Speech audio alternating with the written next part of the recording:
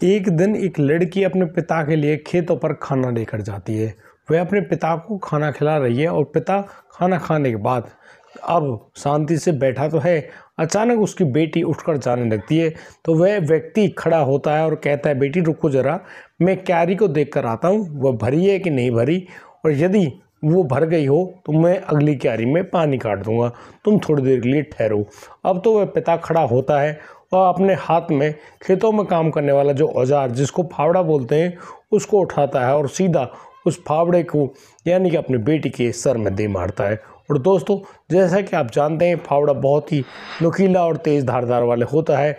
उसके लगते ही वह लड़की वहीं पर बेहोश होकर गिर जाती है। लेकिन अब तो वह जो पिता है वह अपनी बेटी के कई सारे शरीर में घाव कर देता है उस फावड़े की मदद से, यानी कि उसको जगह जगह से काट देता है और फिर वहीं उस खेत में गड्ढा खोदकर अपनी बेटी को गाड़ देता है। दोस्तों, ये मैं नहीं कह रहा हूँ, ये सब पुलिस की जो चालान था उस चालान में पेश करी गई रिपोर्ट थी। और इस रिपोर्ट की वजह से वह व्यक्ति जिसका नाम राजेश होता है, राजेश अब कोर्ट में खड़ा है और पुलिस की दी गई दलीलों को सुन रहा है। राजेश बार बार बोलने का प्रयास कर रहा है, लेकिन यहाँ पुलिस की तरफ से जो प्रस्तुत वकील है वो अब उस राजेश को चुप कर दे रहे हैं। और यहाँ पर जज साहब अब उस राजेश को यानी कि सज़ा सुनाते हैं। और यहाँ पर वह राजेश भी कुछ नहीं कह पाता और बस अपनी बेटी की हत्या करने के जुर्म में सलाखों के पीछे चला जाता है। दोस्तों, ये आज की जो घटना है, इस घटना में हम लोग आपको बताने वाले हैं कि कैसे पुलिस यानी कि एक रस्सी का सांप बना देती है और कैसे एक सांप का रस्सी बना देती है। बहुत ही अनोखी और छांट कर लाए हैं ये घटना। और ये घटना कुछ ऐसी है जिसमें आप मानोगे कि जिस लड़की की उसके पिता ने हत्या करी है, करीब 17 महीने बाद वह लड़की दोबारा से जिंदा होकर आ गई है और वो अब एक बच्चे की माँ भी बन चुकी है। दोस्तों, जब वह लड़की सब लोगों के सामने आई तो खुद पुलिस ने जो थ्योरी पेश करी थी, खुद पुलिस भी शर्मिंदा हो गई और पुलिस के जो आला अफसर हैं वो कुछ कहने लायक नहीं बचे और सभी लोग शर्मसार हो गए। आखिर ये घटना क्या थी, क्या था पूरा मामला, आइए जानते हैं। नमस्कार, आदाब, सत श्री अकाल दोस्तों, स्वागत है आपका हमारे यूट्यूब चैनल किस्से क्राइम के। और दोस्तों, आपसे वही प्यार भरी गुजारिश, आगे बढ़ने से पहले हमारे चैनल को सब्सक्राइब करना, नोटिफिकेशन की बेल को दबाना बिल्कुल ना भूलें। दोस्तों, हमें फेसबुक पर फॉलो अवश्य कर लें। दोस्तों, आज का बेहद ही हैरान करने वाला मामला सामने आया है मध्य प्रदेश के एक गाँव से। दोस्तों, इस गांव का नाम हम उजागर नहीं करेंगे। दरअसल इस गांव में जो हुआ ये कांड है ये बिल्कुल ऐसा अनोखा था, यहाँ पर किसी का नाम लेना बहुत ही मुश्किल है। और अभी तक वह कोर्ट में यानी ये मामला लंबित पड़ा हुआ है, इसमें कोई भी अंतिम निर्णय नहीं आया है, ना ही कोर्ट ने किसी को गलत ठहराया है। आखिर क्या था ये मामला, दोस्तों मैं आपको बताता हूँ। इस पूरे मामले को जानने के लिए आपको मेरे साथ पीछे चलना होगा करीब 6 साल, यानी कि 2019 में जब वह लड़की अपने पिता के लिए खाना देने आती है। ये तो पुलिस की थ्योरी कहती है, लेकिन यहाँ पर कहानी कुछ और होती है। वह लड़की अपने घर से निकली तो है अपने पिता को खाना देने के लिए, लेकिन वह लड़की ना तो खेत पर पहुँचती है ना ही घर पर पहुँचती है। दरअसल वह लड़की अपने प्रेमी के साथ लापता हो जाती है, यानी कि यहाँ पर वह लड़की जो कि खुद नाबालिग है वह उस अपने प्रेमी के साथ जो कि एक हलवाई का काम किया करता है उसके साथ वह भाग चुकी है। और वो लोग दोनों अब सीधे पहुँचते हैं दिल्ली और दिल्ली में वह लड़का मेहनत मजदूरी करना शुरू कर देता है। यहाँ पर वह लड़की चोरी छिपे से कहीं पर यानी कि किराए के लिए मकान लेते हैं, एक छोटा सा कमरा ही लिया है, उसमें वो लोग छुप कर रहते हैं, लेकिन किसी को कानो कान खबर नहीं है। लेकिन दोस्तों, मैं बता दूं आपको कि गांव में अक्सर ऐसा मामला सामने ज़रूर आता है कि यहाँ बड़े बड़े कुनबे होते हैं और कुनबों में अक्सर बहुत बड़े बड़े झगड़े भी चल रहे होते हैं। यहाँ पर जिस गांव में ये लोग रहते हैं उस गांव में बहुत ही बड़ा झगड़ा बना हुआ है किसी की जो भूमि है उसको लेकर, यानी कि एक कुनबा उस पर अपना हक जताता है तो दूसरा कुनबा उस पर अपना हक जताता है। दोस्तों, जिस प्रकार से उनका ये झगड़ा चलता है, यहाँ पर उनके बीच में ऐसी ठनी हुई है कि कोई भी किसी को यानी कि मारने पीटने अपना जबरन कब्जा करने में पीछे नहीं हटते और अक्सर इनकी जो लाठियाँ हैं वो एक दूसरे के प्रति तनी रहती हैं। राजेश अपनी बेटी कमलेश को हर जगह ढूंढता है, लेकिन जब उसको उसकी बेटी नहीं मिलती है तो उसको लगता है कि शायद उस लड़की की शायद हो सकता है इन लोगों ने यानी कि दूसरे कुनबा वालों ने यानी कि उसको मार दिया है। अब तो वह जो राजेश है वह पुलिस के पास जाता है और अपनी बेटी की गुमशुदगी की रिपोर्ट तो लिखाता है, लेकिन यहाँ पर उस राजेश को जो शक है वह दूसरे कुनबा के जो लोग हैं उन पर होता है और उनके 3 लोगों को नामजद करा देता है। दोस्तों, पुलिस अब कार्रवाई करती है और उनके यानी कि दूसरे कुनबा के लोगों को उठा कर लाती है और जब उनसे अच्छे ढंग से पूछताछ की जाती है यानी कि ज़बरदस्त मार लगाई जाती है, फिर भी वो लोग सच्चाई बयान नहीं करते क्योंकि उनको सच मालूम ही नहीं था। लेकिन जब वो लोग कोई भी सच्चाई नहीं बयान करते हैं यानी कि पुलिस के पास कुछ ऐसी खबरें भी पहुंच जाती हैं, अब तो पुलिस शांत हो जाती है और उन तीनों लोगों को छोड़ देती है और उनसे कहती है कि भाई तुम अपने घर जाइए। लेकिन अब यहाँ पर वो जो 3 लोग हैं जो कि पुलिस में मार खा कर आए हैं, अब तो उनका दिमाग कुछ अलग ही काम करता है और वो लोग कुछ ज़मीन का हिस्सा है उसको बेच देते हैं और उसके बाद जो भी पैसे उनको मिलते हैं उन पैसों की मदद से अब पुलिस के पास जाते हैं और पुलिस से कहते हैं कि यहाँ पर जो मुख्य आरोपी है वह आरोपी उस लड़की का पिता है। दरअसल वह लड़की किसी अन्य लड़के से प्यार मोहब्बत के चक्कर में थी और जब उसके पिता को उसके बारे में मालूम चल गया तो इसके पिता ने, जब वह खेत पर खाना लेकर गई तो इस लड़की को इसके पिता ने फावड़े से काट दिया और उसको खेत में ही गाड़ दिया। अब तो पुलिस आती है उस पिता राजेश के पास और राजेश को उठाते हुए अपने साथ लेकर जाती है पुलिस थाने। और दोस्तों, यहाँ पर पुलिस पर अलग तरह का दबाव, पैसे भी लिए गए हैं और अब तो उस राजेश के साथ इतनी ज़बरदस्त मारपीट चल रही होती है पुलिस की, यानी कि उस मारपीट के और लगातार प्रताड़ित करने की वजह से वह जो राजेश है वह अपना मानसिक संतुलन खो बैठा है और उसकी वजह से अब तो राजेश खुद इस बात को स्वीकार करने लगा था कि हाँ, उसने अपनी बेटी को जान से मार दिया है। दरअसल वह किसी और लड़के से मोहब्बत करती है। राजेश ने जिस प्रकार से अपना इकबालिया बयान दिया, अब तो पुलिस उसी के इकबालिया बयान को अपनी फाइनल रिपोर्ट बनाती है और उस रिपोर्ट को लेकर कोर्ट में पेश कर देती है और कोर्ट भी अब उस राजेश के दिए गए बयान को ठीक मान लेती है और उसको अब यानी कि 19 साल की सज़ा सुना दी जाती है। राजेश तो अब जेल में गया। अब राजेश जो मुखिया था एक घर का, यहाँ पर उस राजेश के साथ उसका जो बेटा है वह भी उसके साथ जेल में जाता है क्योंकि वह भी वहाँ पर राजेश के साथ आरोपी बनाया गया था। लेकिन जैसे ही वो बाप बेटा जेल में गए हैं, यहाँ पर राजेश के परिवार की बिल्कुल ही कमर टूट जाती है, यानी कि उस राजेश के साथ कोई भी व्यक्ति उसके जो परिवार में से उसका साथ नहीं निभाते हैं और यहाँ लगातार तारीखों के चक्कर काट रहे, कभी कुछ और जेल में रहने से उनके परिवारों की बहुत ही ज़्यादा दयनीय स्थिति होती है। और दोस्तों, जैसे तैसे राजेश की पत्नी चंद्रवती अपना गुजारा कर रही है, लेकिन उसका गुजारा नहीं हो रहा है। वह अब एक अगला कदम बढ़ाती है और वह भी अपने जो हिस्से में आ रहे ज़मीन का टुकड़ा है उसको बेच देती है। करीब 2.5 एकड़ भूमि को बेचने के बाद उससे आए जो पैसे हैं उसको वकीलों में खर्च करने के बाद, इतने सारे पैसे खर्च करने के बाद भी उस आदमी यानी कि राजेश को जमानत नहीं मिलती है और अभी भी वह जेल के अंदर ही मौजूद है। यहाँ पर उन लोगों की यानी कि उस चंद्रवती की इतनी स्थिति बिगड़ गई है कि वह घर में सब्जी तक नहीं बना पा रही है। वह जैसे तैसे करके कहीं से 5,000 रुपये उधार लेकर आती है और वह अपने बेटे जिसका नाम पवन है, पवन को उन रुपयों को देती है और बस उससे कहती है कि तू इन पैसों को लेकर जा और वकील साहब को देकर आ। अब की बार वकील साहब ने कहा है कि वह उनकी ज़मानत ज़रूर करा देगा और राजेश जेल से बाहर आ जाएगा। अब तो वह पवन उन पैसों को लेकर अपनी मोटरसाइकिल को लेकर उस जगह जा रहा होता है जहां पर वकील साहब बैठते हैं। लेकिन यहाँ पर वह जिस प्रकार से आगे बढ़ रहा है, लॉकडाउन का समय था, यानी कि वह जो पवन है, पवन के पास ना तो हेलमेट होता है ना ही ज़्यादा पेट्रोल होता है उस बाइक में। अब तो वह आगे बढ़ता तो है, वह वकील के यहाँ तक पहुँचता है, वकील साहब को पैसे देकर आता है और जैसे वहाँ से लौट रहा होता है, अचानक उसको नज़र आता है कि यहाँ पुलिस रास्ते में चेकिंग कर रही है। पुलिस को देखकर पवन डर जाता है।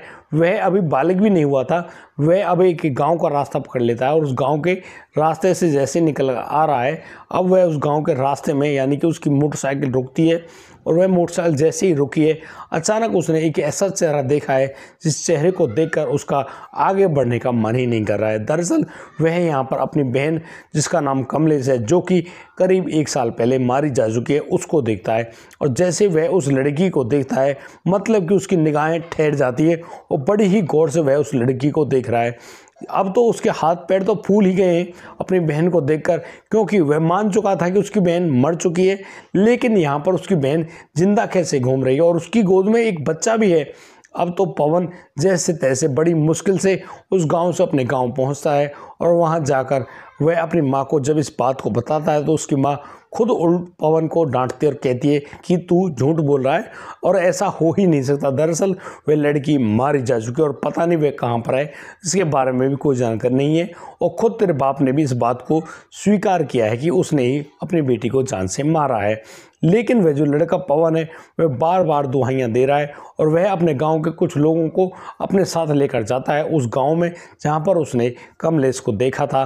और अब तो उसी घर में पहुंच जाता है जहां पर वह कमलेश मौजूद होती है। अब तो जो भी लोग उस कमलेश को देखते हैं सभी की आंखें फटी की फटी रह जाती हैं। लेकिन सबसे ज़्यादा दिक्कत तो उस लड़के पवन को हो रही है। भाई खून खून होता है, यानी कि वही खून जो पवन की रगों में बह रहा है वही खून उस कमलेश की रगों में बह रहा है।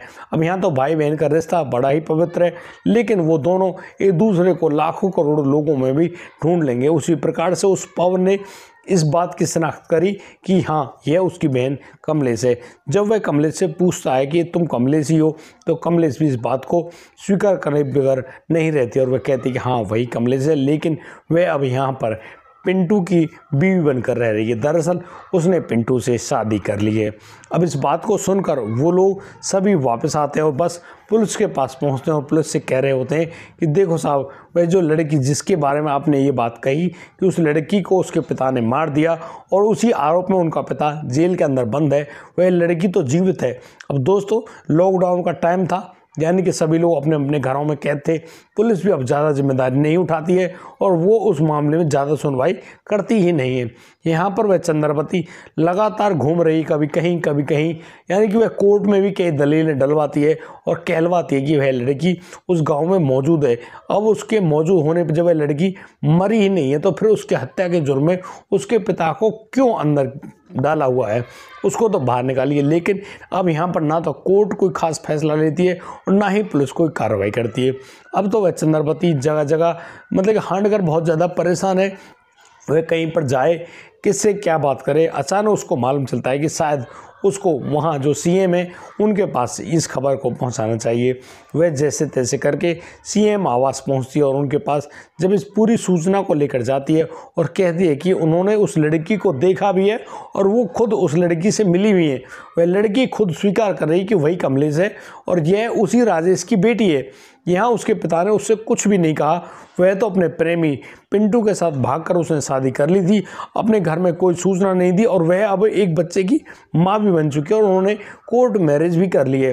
अब इस बात को सुनकर वह सीएम जो साहब हैं वो भी काफ़ी ज़्यादा हैरान होते हैं और वो अब जो पुलिस के आला अधिकारी हैं उनको यानी कि इस पूरे मामले की सूचना देते हैं और उनसे कहते हैं कि यहाँ पर कोई ना कोई बढ़िया उचित कार्रवाई जरूर की जाए।